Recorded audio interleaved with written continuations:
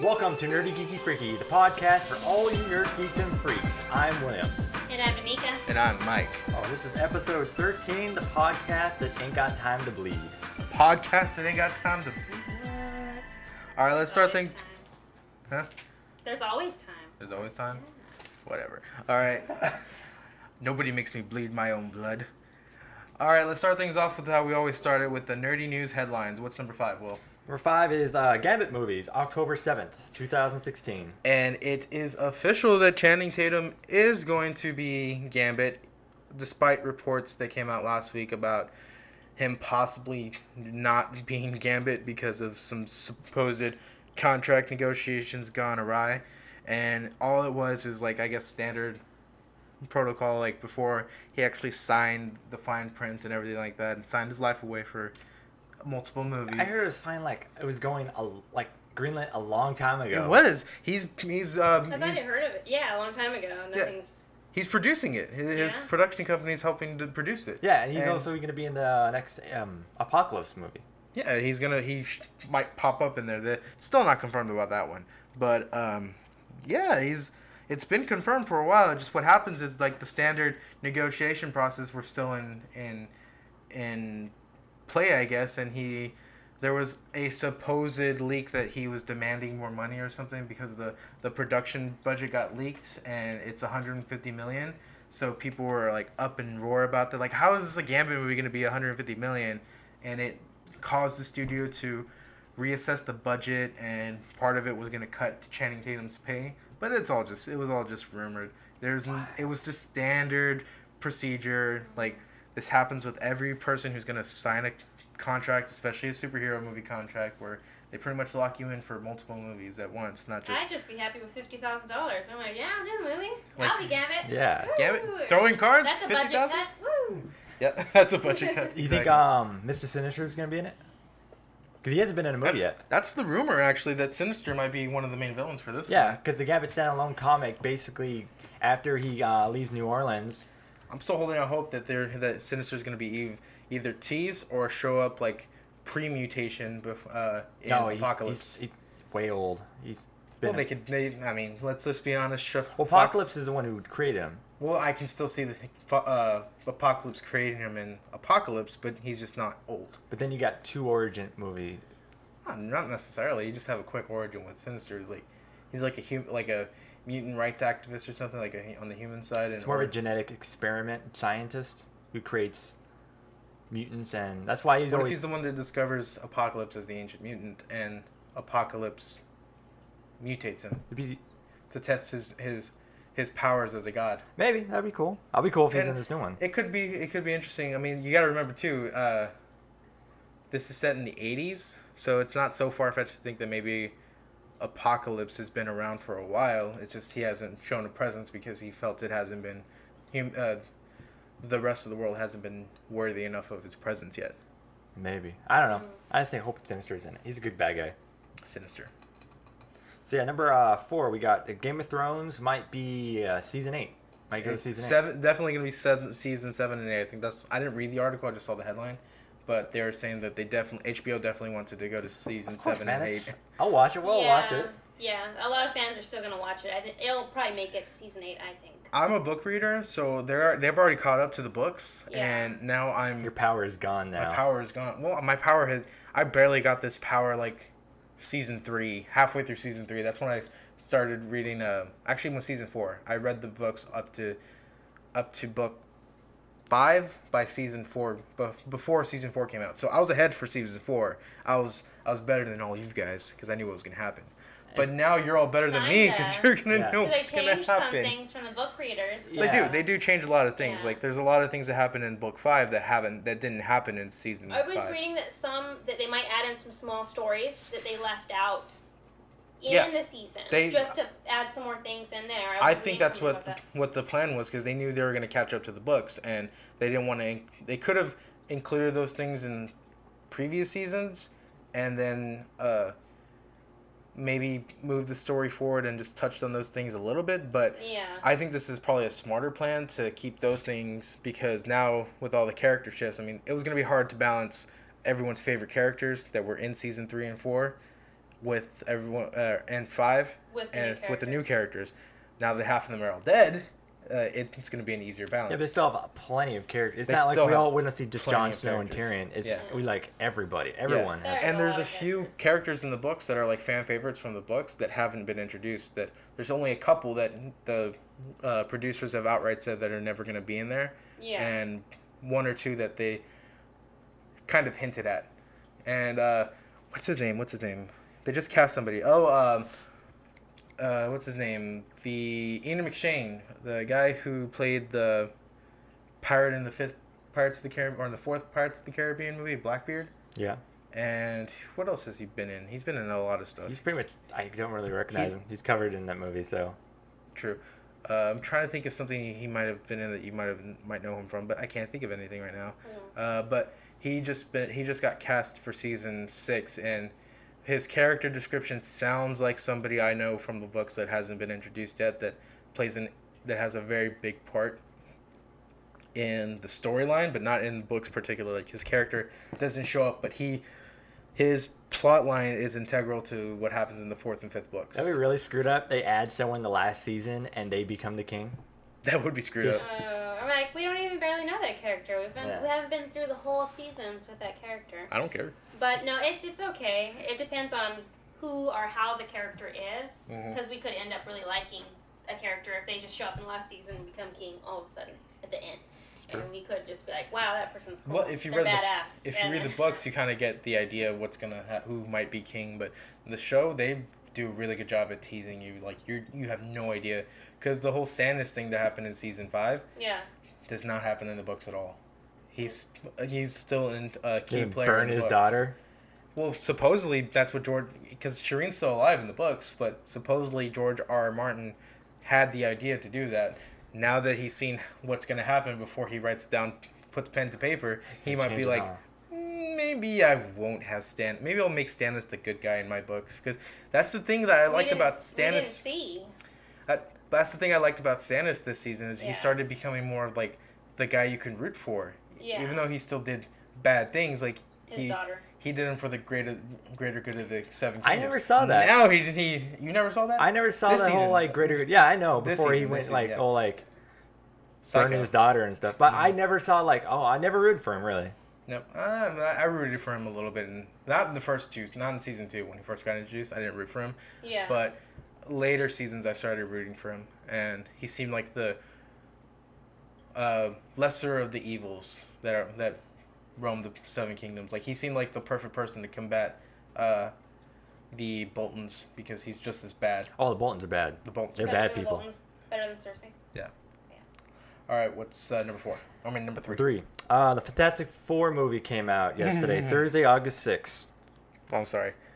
I just been hearing so many bad things. I'm probably gonna see it because I want to review it for our audience that is thinking about seeing it, just so I can see for myself without just listening to it. I felt bleh about the movie. Yeah, it looked bad when it first came out, and newer stuff, it looked better. I like better. the trailers, though. I really like the trailers for it. It gave me hope that this movie was going to be It was different. Good, they didn't go into space. They Reed Richards figured out how to... And I saw a spoiler on what it's called. I don't know if I should tell you or anybody, but everyone was theorizing it's the negative zone. Oh, yeah. In the comic books, but it's actually not the negative zone. What? It's called something else. But I'll tell you after the show. The Genesis Zone, or like the Requiem Zone. Something stupid they put in the movies. I'll tell you after the show because I don't want to spoil it for everybody who might. It's the negative zone. It's Reed Richards. Read a comic if you write these movies. Read a comic. Josh Crank is an avid comic book reader. Actually, he's a big comic book fan. And, I know. I listen to interviews and stuff. From what I've been hearing the past couple of days since the movie's been released, that with the writer or the director? Is he writing or directing it? He's the director. Simon Kinberg wrote it. He's the one that wrote X-Men: Days of Future Past. And that one was... I like Days of Future Past. That was dude, a good one. More plot holes than Terminator, like Genesis. Oh, hell no. There was more plot holes in Terminator than... Where was Xavier? How was Xavier alive? How did Magneto get his powers? Well, the Magneto thing they explained in in X-Men 3 a little bit. They showed that little like mid-credit scene right before the credits roll that he moved the chess piece. He moved it like he's so powerful that even the Cure can't keep him. I can believe that. He's like a temporary because he's a level 5 all of a sudden. But all of that is gone now because Okay. they redid Yeah, the... I think it's time You travel. can't But- keep shooting him with that medication. Exactly. It's like only lasts 2 years. Only last Yeah. 6 months. Sorry. Yeah, sorry. You're too powerful. Oh. But from what I've been hearing, the first half of the movie is really good. The first act... Fantastic Four, right? Yeah, Fantastic Four. The first act is good. The second act is all right, but just falls apart in the third act. Like, whatever cockamamie machine they decided to write in there for the third act and the last 30 minutes just did not work at all. I heard the thing doesn't even say it's clobbering time. Which I'm okay with. He doesn't have to say it's clobber time. But Johnny Storm does say flame on. So, and in one of the commercials he does. I don't know if that's in the final product. And Doom looks horrible. He looks like Tinfoil Man. He looks... With his lips. Does he have lips? He has lips. Yeah, they do. I saw a still image. It looks lips. like he has lips. I think he has lips, yeah. Yeah, because that's supposed to be He his has skin. got tinfoil lips. But this is from what I've been reading. I don't know how much of it's true, but reports last year were coming out that there was problems on the set. Like, Fox was kind of bullying Josh Trank a little bit because he came from an indie side. Like, he was somebody they can push around, kind of like what they did to Gavin O'Connor for X-Men Origins Wolverine. How that wasn't his vision at all, and I bet. it was just Fox. All of it was producers' notes, like telling them, "Oh, okay, well, we don't like this, we don't like this. I don't like the fact that Wade Wilson talks so much, so his lips shut." That was.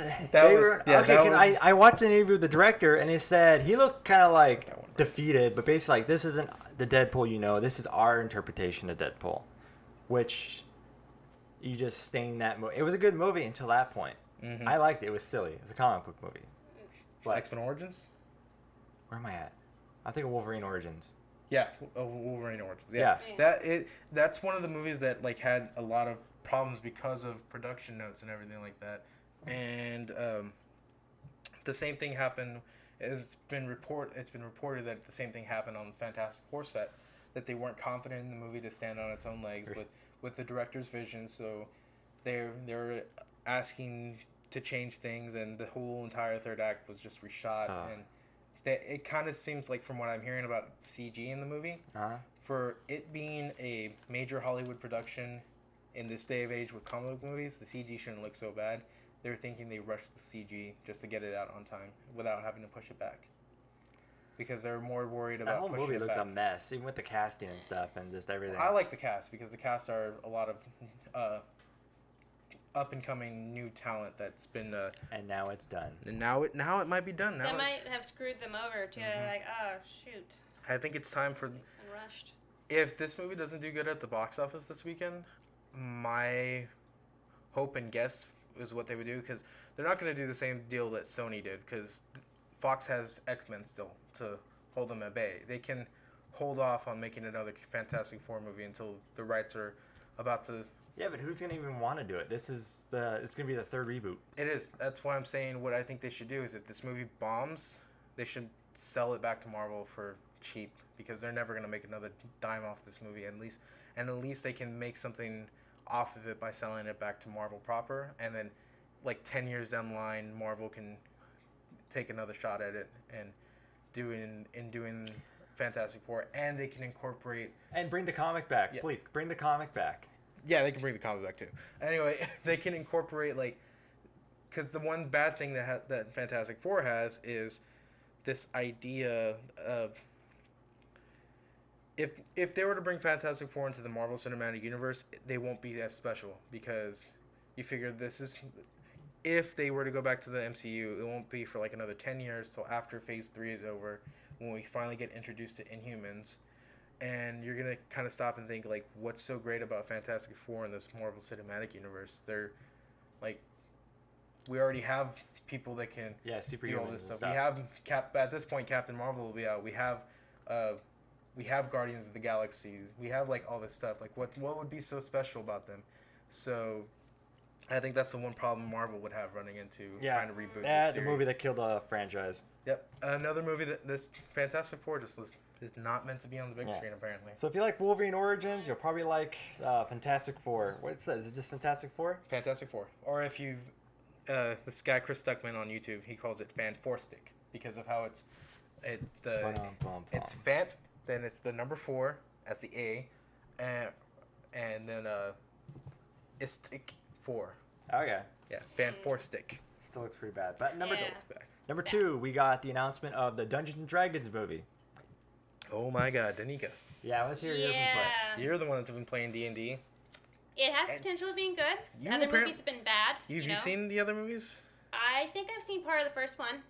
With Wayne's brother? I think it's been a long time ago, but I think I watched part of a Dungeons and Dragons movie a long time ago. And there was I don't know if I finished the movie, but it was like a comedy fantasy, right? There was a theatrical release, and that was the one with Jeremy Irons in it, Scar, aka Scar from Lion King. Yeah. And his blue lips? No, that was actually his bodyguard. Oh, God, it's just... Okay. And then they had 2 direct-to-DVD sequels that came out within the past few years. It's weird because it's board games, or, it's a role-playing board game. You got to write down story. There's a dungeon master. But if you think about it, that lends itself to a way to write it as a movie because there's a core mythology, but there's no, it's not like a comic book movie where there's decades upon decades of storylines that they can draw from. They can literally start from scratch and think of their own story set in the world. Like the Final Fantasy games. It could be like a Lord of the Rings if they did it right. Oh, I wish. You run into all kinds of creatures when you're playing the game. Some are really weird, but it could work in a movie if it's done right. We'll just have to see until they have the Warcraft written, movie coming out, or too. maybe they're playing Dungeons and Dragons and they're just writing down their story and having fun. I heard jokes. Like, it starts off like Jumanji, and then they get sucked into the board. Yeah, you look at that face. That's the face of somebody who does not like that idea, and she's a D&D player. She's your target audience. Don't do it. Yeah. This is good as Zathura did. Because that's like a copycat of Jumanji. So, I don't know. I just think Jumanji, you're copying them. I think I don't know. I guess it could work. Some kind of magical thing happens, woo, and then they disappear.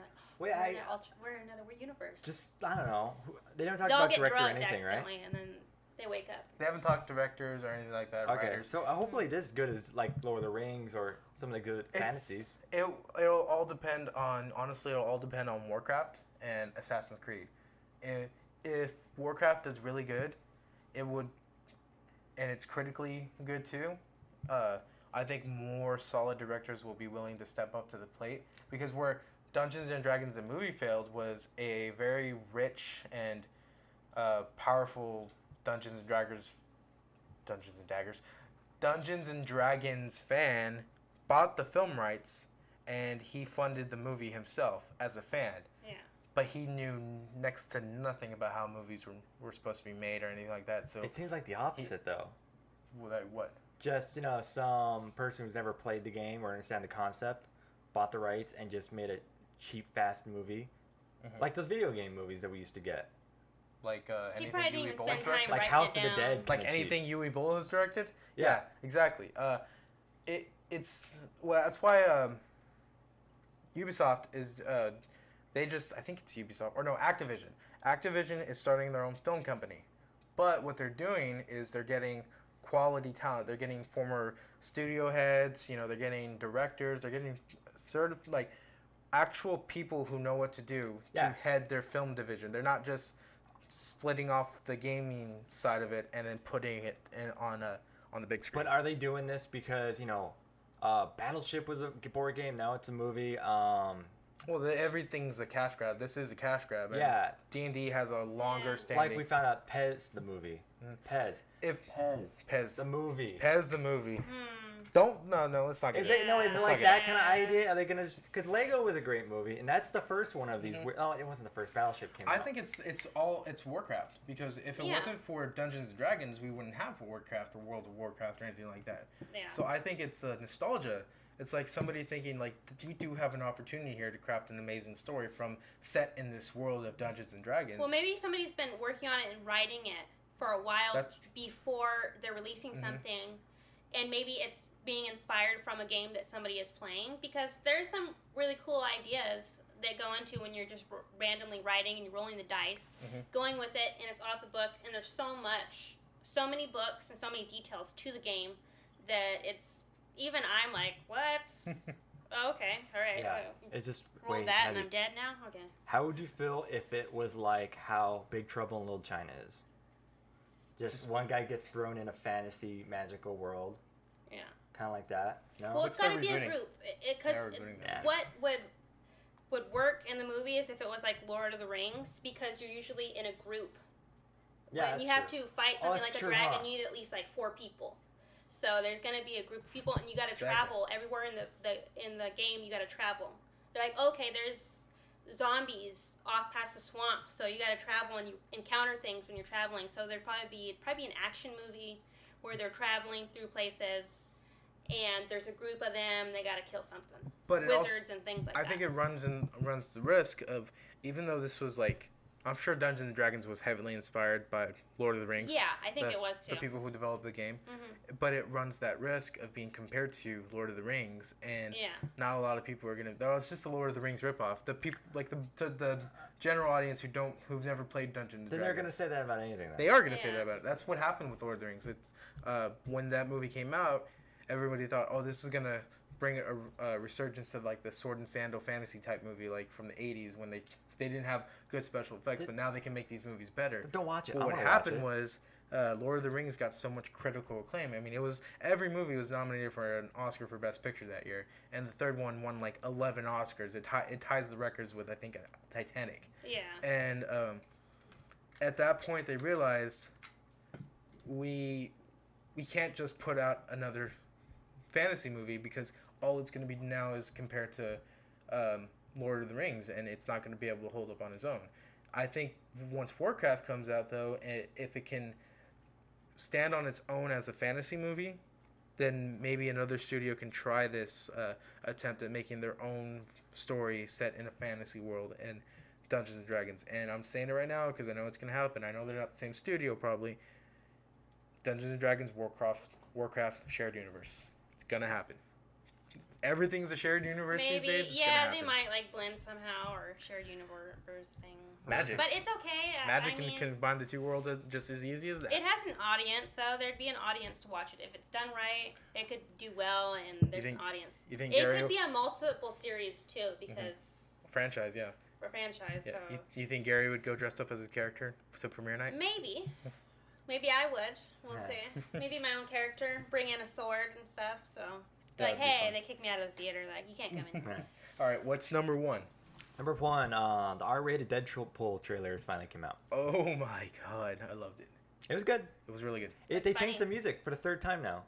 Well, I couldn't pay attention to what the music was in the leak trailer anyway, so I don't really know how did they change the music. Do you mean the test footage is different? Test footage, leaked footage, and now the official footage. No, the song on his that was actually in the test footage.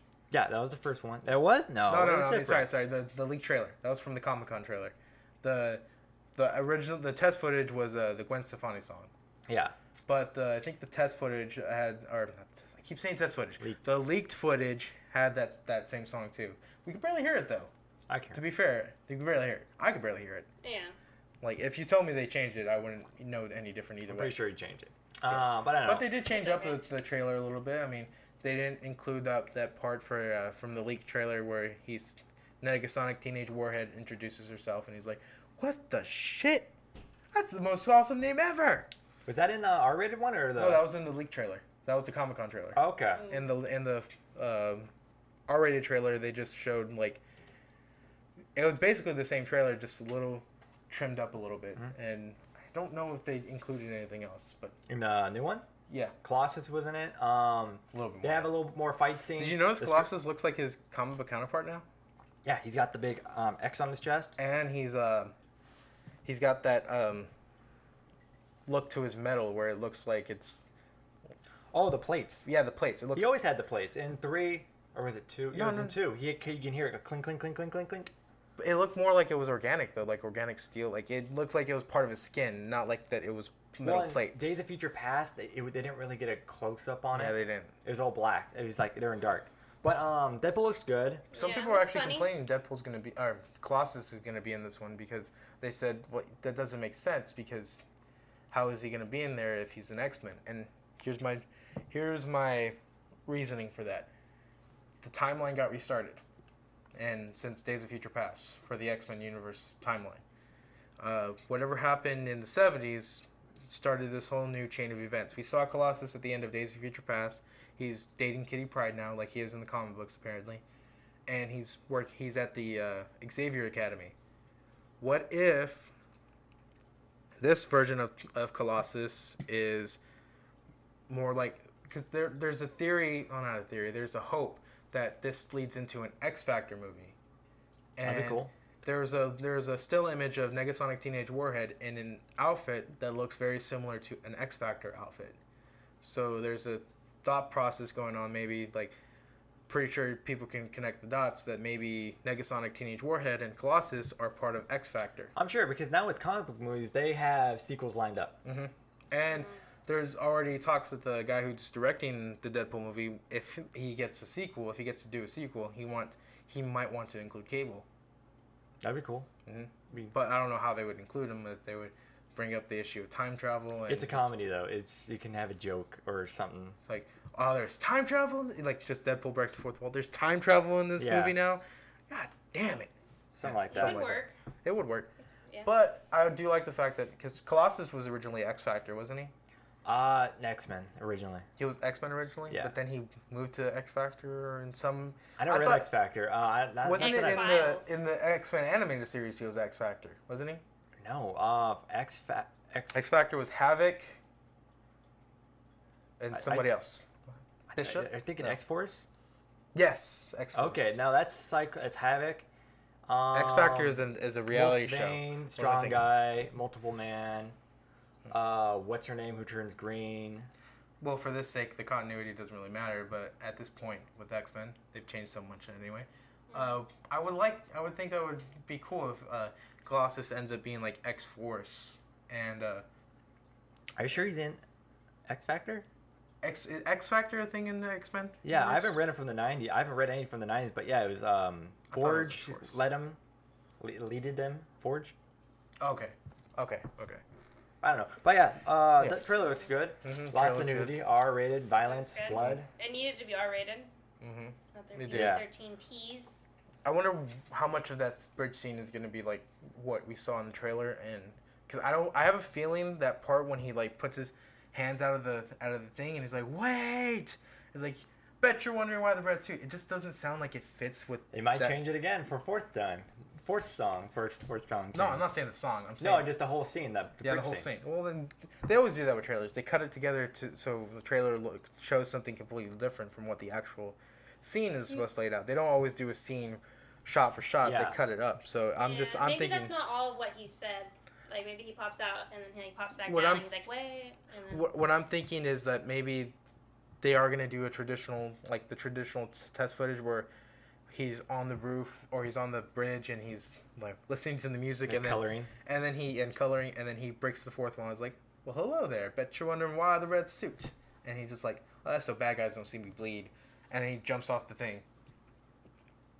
And then that sets up the bridge fight scene and everything like that. Yeah, it's probably gonna be like maybe like a quarter into the movie then. I would hope so. Imagine it's like the first shot and the rest is all just flashbacks. Yeah, it's an origin movie. I don't know how they can do it. How do you guys like the face though? I like the face. I know he's not as. He showed us what he looks like messed up in the comics. He still looks pretty. He's got the hood. He still looks like a pretty boy. He doesn't look pretty. No, he doesn't look pretty. He looks like a testicle, like they said, with teeth. Testicle with teeth. It looks like. It just looks like he has acne all over his face. But a burn victim, kind of. Yeah, I don't know. They could have done a little bit more with the makeup, but Danica hit it on the head. He looks like a burn victim. Yeah. Freddy Krueger in the last reboot looks like a burn victim. They like. True. More like Freddy kind of face with like, I don't know. But are they gonna explain what happened to his face? Like, are they gonna say that it was the healing factor they implanted him with accelerated his tumors? Probably. Maybe.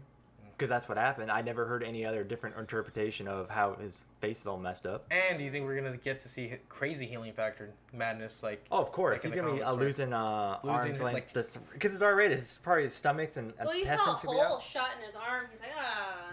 Yeah, he's probably gonna have the camera look through it and you watch you go heal right up. And in his suit, I wonder if they're gonna do that. I don't think the suit's gonna heal. Good. Did you play the video game? I did not play the video game. Did the suit heal? It never got cut, but it was weird. He he has his mask. Mm-hmm. He would talk and eat through the mask. Really weird. But maybe he has a straw and like. It was weird, but the trailer looks good. Did you see the trailer for the trailer? The 45-second clip? Like, in a world where, like, blah, blah, blah. Is it him reading the book? Like, no, and he's like, he's on a chair, and he's like, from the studio, that I can't even say it, inexplicably sewed his fucking mouth shut in the first one. It was like, the teaser for the five-time teaser. Academy Award viewer, Ryan Reynolds, in, like, playing me, Deadpool. And then he just, like, puts a pipe in his mouth, and it just drops. They're doing so many things right with this marketing campaign. Like, they're making us realize that this is the Deadpool movie we want, and this is the Deadpool movie we need. Good. And we deserve. Hope it does good. At least more R-rated. I think it will do good. Yeah. I think so. Yeah. It's so popular right now. Do you think they'll bring back this comic book once box office I heard comes that back? they're going to bring it back because I think this is a perfectly planned, like, marketing move from the comic side of Marvel with the studio side, because they still work with everybody. Marvel Studio doesn't work with Fox or Sony. Now they work with Sony, but they don't work with Fox when it comes to the movies. But they still have people that, you know, are invested in the comic side of it, because technically the comics still get, I think, a fraction of the money. I don't know how much, but probably like a fraction of it. Yeah, because I heard they're going to stop all. That's why they stopped Fantastic Four. Everyone that they own. I think this is building hype. Yeah, exactly. It works both ways. The movie does Which means they're not gonna bring back Fantastic Four if this movie does bad. Yeah, well, as long as the movie does well, the movie does. Or it might increase the need for the Fantastic Four comic. Like, we need a true Fantastic Four story, so please bring us back a comic book. So old. Who knows? But yeah, I think it is gonna call for They're still on. to come back. Yeah.